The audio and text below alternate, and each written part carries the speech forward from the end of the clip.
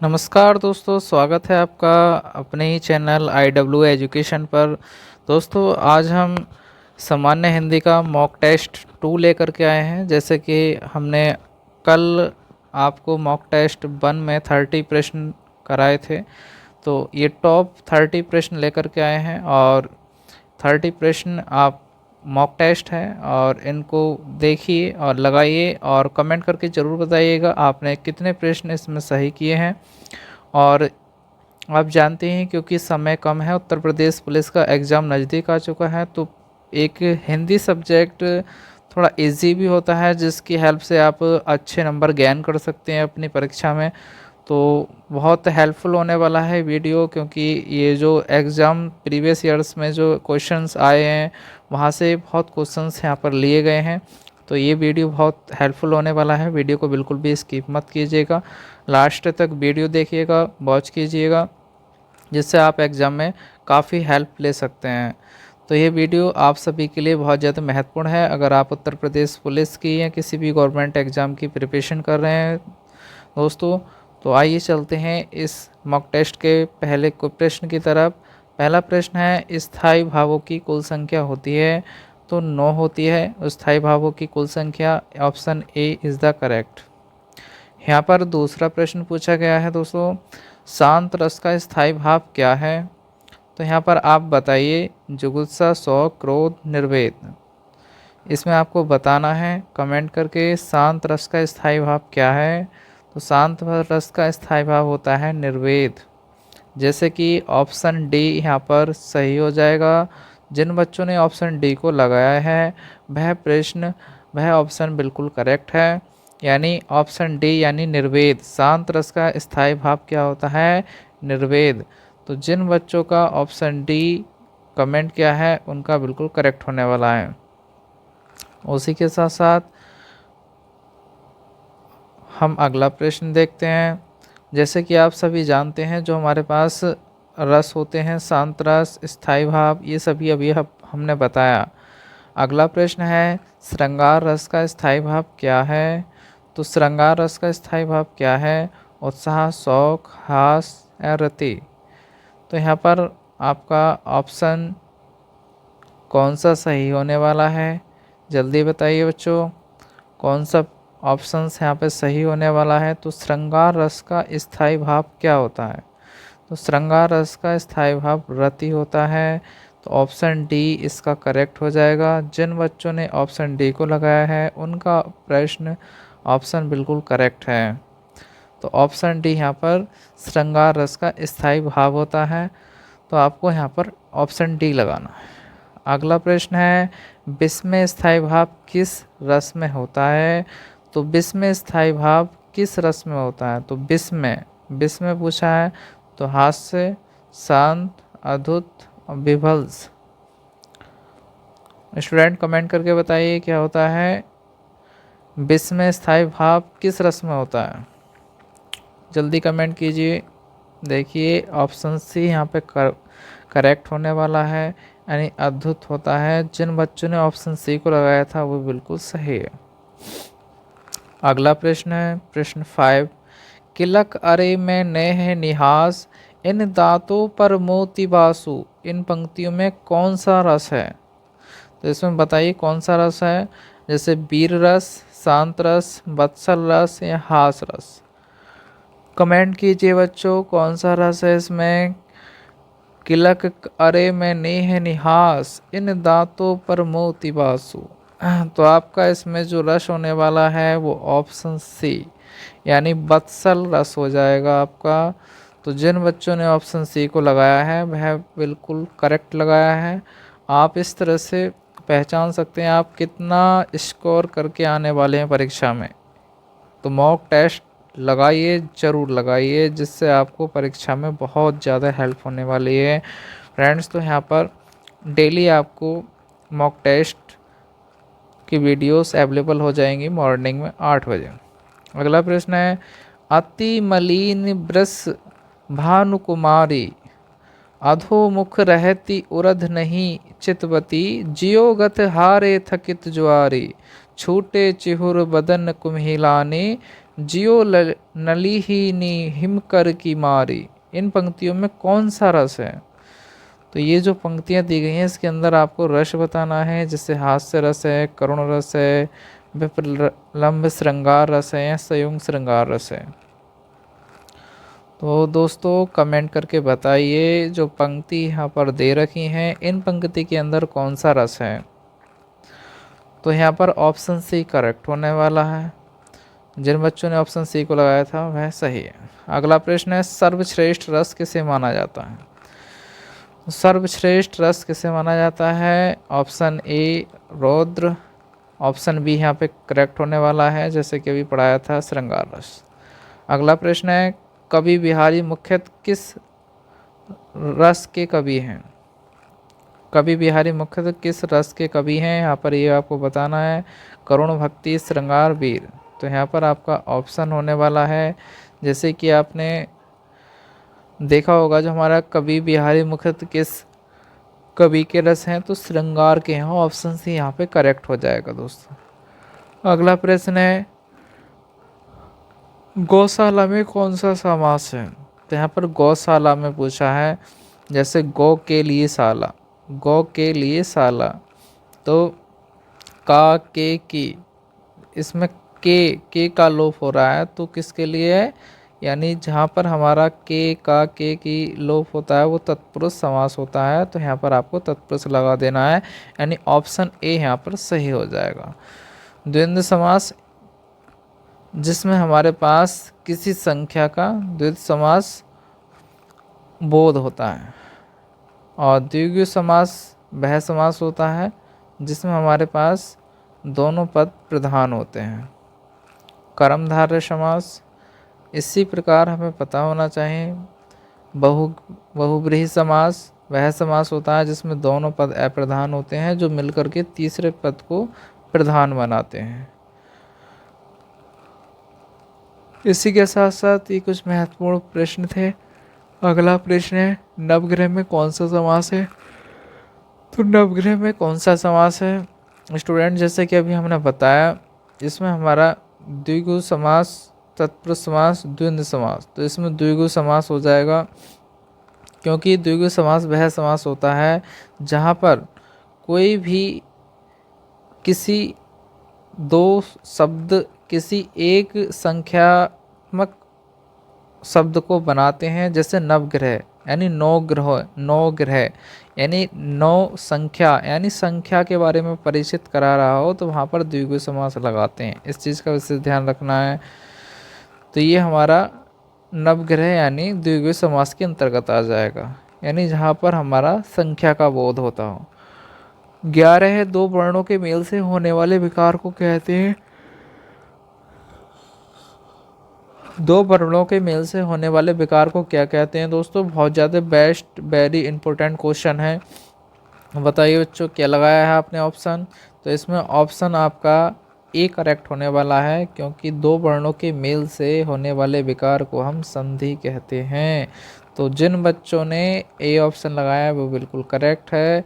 अगर ये नहीं पता रहेगा तो आप एग्ज़ाम कैसे पास कीजिएगा? मेहनत कीजिए, समय कम है, और डेली आप प्रैक्टिस सेट लगाइए स्टूडेंट्स, क्योंकि जैसे कि आप जानते हैं संधि 3 प्रकार की होती हैं, स्वर संधि, व्यंजन संधि और विसर्ग संधि। और स्वर संधि के हमारे 5 प्रकार होते हैं। अब ये पूछा संधि कितने प्रकार की होती हैं, तो जैसे कि अभी हमने बताया, तो यहाँ पर आपको ऑप्शन सी करेक्ट होने वाला है, यानी संधि 3 प्रकार की होती हैं। तो इस तरह से क्वेश्चन आपसे पूछ लेगा अब कौन कौन सी होती हैं, जैसे स्वर संधि और व्यंजन संधि और तीसरा विसर्ग संधि। तो संधि के 3 प्रकार होते हैं, 3 भेद होते हैं, स्वर, व्यंजन, विसर्ग। इस चीज़ को आप नोट कर लीजिए, कॉपी पेन अपने साथ में लेकर के बैठिए। इसमें हम आपको थ्योरी भी बताते रहेंगे जिसको आप नोट कीजिएगा।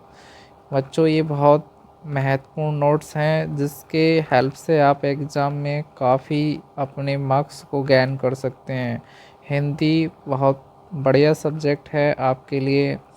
अब देखिए अगला प्रश्न है, निम्नलिखित में से शुद्ध वर्तनी का चयन कीजिए। तो स्टूडेंट इसमें आपको उन्नति हम किस प्रकार से हिंदी में लिखते हैं, उसमें से आपको सही शब्द का चयन करना है। जैसे कि ऑप्शन डी यहाँ पर करेक्ट हो जाएगा। तो उन्नति को कुछ इस प्रकार से हम लिखते हैं। तो उन्नति इस तरह से लिखा जाता है जैसे कि मैंने यहाँ पे लिख करके दिखाया। अगला प्रश्न है, भाषा की सबसे छोटी इकाई है। तो देखिए भाषा की सबसे छोटी इकाई क्या होती है, तो यहाँ पर कमेंट कीजिए। वर्णमाला से क्वेश्चन पूछा गया है। तो भाषा की सबसे छोटी इकाई ऑप्शन डी यहाँ पे करेक्ट हो जाएगा। बच्चों, जिन बच्चों ने डी को लगाया है वो बिल्कुल करेक्ट है। भाषा की सबसे छोटी इकाई वर्ण होती है। अगर मौखिक इकाई पूछता है तब ध्वनि हो जाती है, इस चीज़ का ध्यान रखेंगे। अगला प्रश्न है, अंगूठा चूमना का अर्थ है। अंगूठा चूमना का अर्थ क्या है? इनकार करना, तिरस्कार करना, नासमझी दिखाना या खुशामद करना। तो बताइए इसका आंसर क्या रहेगा बच्चों? तो अंगूठा चूमने का अर्थ है खुशामद करना। तो ऑप्शन डी यहाँ पे करेक्ट हो जाएगा। नेक्स्ट है, निर्वाह में प्रयुक्त उपसर्ग है। तो उपसर्ग हम कहाँ लगाते हैं? यानी शब्द के हम शुरू में लगाते हैं। तो निर्वाह में उपसर्ग हो जाएगा आपका ने। तो बताइए बच्चों यहाँ पर कौन सा ऑप्शन करेक्ट होने वाला है? तो इसके अंदर निर यहाँ पे उपसर्ग करेक्ट होने वाला है। जिन बच्चों ने ऑप्शन बी को लगाया है वह बिल्कुल करेक्ट है, क्योंकि उपसर्ग हमेशा शब्द के पहले लगाया जाता है, यानी शब्द के आगे लगाया जाता है शुरू में। तो निर्वाह है, तो निर इसके अंदर हमारा क्या हो जाएगा? उपसर्ग हो जाएगा। अगला प्रश्न है, हिंदी में कृत प्रत्ययों की संख्या कितनी है? हिंदी में कृत प्रत्ययों की संख्या कितनी है? तो यहाँ पर आपको बताना है प्रत्ययों की संख्या कितनी होती है। तो 28, 30, 40, 50। Option A, option B, option C, option D. तो कृत प्रत्ययों की संख्या 28 होती है, अर्थात ए ऑप्शन यहाँ पर करेक्ट होने वाला है। इस चीज़ को आप ध्यान में रखेंगे बच्चों। इसी के साथ साथ हम अगला प्रश्न देखते हैं। और बच्चों, अगर आपने इस चैनल को सब्सक्राइब नहीं किया है तो कृपया इस चैनल को सब्सक्राइब करें, और जो भी आपके फ्रेंड्स हैं जो भी गवर्नमेंट जॉब यानी पुलिस की तैयारी कर रहे हैं उन सभी के साथ वीडियो को शेयर कीजिए। देखिए अगला प्रश्न है, किस शब्द की रचना प्रत्यय से हुई है? तो प्रत्यय के बारे में पूछा गया है यहाँ पर। तो प्रत्यय से अभियोग, व्यायाम, अपमान, इनमें से कोई नहीं। तो option A, option B, option C, option D. यहाँ पर कमेंट कीजिए स्टूडेंट, कौन सा ऑप्शन यहाँ पे सही है? तो इनमें से कोई नहीं आप यहाँ पर चुनेंगे, अर्थात ऑप्शन डी यहाँ पर करेक्ट हो जाएगा, क्योंकि इसमें कोई भी प्रत्यय यहाँ पर नहीं है। अगला प्रश्न है 19, किस शब्द में उपसर्ग का प्रयोग हुआ है? तो उपसर्ग का प्रयोग देखिए किस शब्द के अंदर किया गया है? लाभदायक, उपकार, पढ़ाई, अपनापन। उपसर्ग किसके अंदर है? लाभदायक नहीं, उपकार, पढ़ाई, अपनापन। तो इसके अंदर आपको उपसर्ग बताना है। उपसर्ग यानी किस शब्द में उपसर्ग का प्रयोग हुआ है? ऐसा कौन सा शब्द है जिसके अंदर उपसर्ग का प्रयोग किया गया है स्टूडेंट्स? वो आपको यहाँ पर एक्सप्लेन करना है। तो यहाँ पर लाभदायक दे रखा है, उपकार दे रखा है, पढ़ाई दे रखा है, और हमारा अपनापन दे रखा है। तो आपका यहाँ पर जैसे कि देख पा रहे हैं option A, option B, option C, option D. और जो हमारा पढ़ाई है उसके अंदर भी हमारा पढ़ाई यानी पे क्या हो गया? एक पूर्णतः तरीके से उपसर्ग नहीं है। उपकार, उपकार में जैसे देखा होगा यानी कार, उप क्या हो गया? इसके अंदर उपसर्ग हो गया, और कार एक अलग हो गया। तो ऑप्शन भी यहाँ पर करेक्ट हो जाएगा। अगला प्रश्न है, 20 दिन रात में कौन सा समास है? 20 दिन रात में, 20 दिन रात, जैसे कि जहाँ भी संख्या की बात करें दोस्तों, वहाँ पर हमारा द्विगु समास होता है। 20 दिन रात, 20 दिन रात यानी कौन सा समास हो जाएगा option? Option A, option B, option C, option D. द्विगु समास, तत्पुरुष समास, कर्मधारय समास या द्वंद्व समास। यहाँ पर एक चीज़ और भी देखना है, क्योंकि यहाँ पे दिन अलग है। अच्छा सॉरी, यहाँ पे 20 नहीं है, यहाँ पर दिन और रात है। ये प्रश्न नंबर 20 है, दिन रात, यानी दिन इसमें द्वंद्व समास हो जाएगा, क्योंकि यहाँ पे दिन भी एक क्या है, प्रधान है, और रात भी क्या है, एक प्रधान है। तो दोनों ही क्या है, एक अपने आप में मुख्य हैं, इसलिए यहाँ पे द्वंद्व समास हो जाता है। यानी जहाँ पर दोनों पद प्रधान होते हैं वहाँ पर ही द्वंद्व समास होता है। सॉरी। नेक्स्ट प्रश्न है, प्रतिदिन में कौन सा समास है? प्रतिदिन, प्रतिदिन, प्रति और दिन, तो प्रतिदिन में आपका अव्ययभाव समास हो जाएगा, क्योंकि यहाँ पर प्रति और फिर दिन, यानी प्रति एक उपसर्ग हो गया, दिन एक अलग शब्द हो गया। तो प्रति एक उपसर्ग है और दिन क्या है, एक उत्तर पद है वह, और इसके अंदर अव्ययभाव समास होने वाला है। तत्पुरुष में हमेशा उत्तर पद प्रधान रहता है और अव्ययभाव में हमेशा हमारा पूर्व पद प्रधान रहता है। तो इसके साथ साथ जिन बच्चों ने बी ऑप्शन को लगाया है उनका बिल्कुल करेक्ट है, राइट है। तो यहाँ पर प्रतिदिन के अंदर कौन सा समास होगा बच्चों? यहाँ पर आपका अव्ययभाव समास हो जाएगा। तो अव्ययभाव समास को यहाँ पर अटेम्प्ट लगा देना है अगर आपकी परीक्षा में पूछता है तो, और इससे रिलेटेड कोई भी समास पूछ सकता है, तो आपको यही ऑप्शन यहाँ पे लगाना है। अगला प्रश्न है, स्टेशन किस भाषा का शब्द है? देखिए जैसे कि हमने बताया था, प्लेटफॉर्म, स्टेशन, ये किस भाषा के शब्द हैं? फ्रेंच, अंग्रेजी, डच, चीनी। तो स्टेशन बताना है, तो स्टेशन आपका अंग्रेजी भाषा का ही शब्द है। उसके साथ साथ अगला प्रश्न है, वकील किस भाषा का शब्द है? वकील, वकील आपका किस भाषा का शब्द है? फारसी, अरबी, तुर्की, पुर्तगाली। तो वकील किस भाषा का शब्द है ये आपको बताना है। ऑप्शन ए फारसी, ऑप्शन बी यानी अरबी। तो अरबी भाषा में हम बोलते हैं वकील, यानी अरबी भाषा। Option B is the correct. Next प्रश्न है, कौन सा शब्द भाववाचक संज्ञा नहीं है? यहाँ पर भाववाचक संज्ञा नहीं पूछा गया है, यानी मिठाई, लड़ाई, चतुराई, उतराई। यहाँ पर एक बात ध्यान रखना है, भाववाचक संज्ञा नहीं है पूछा है नहीं।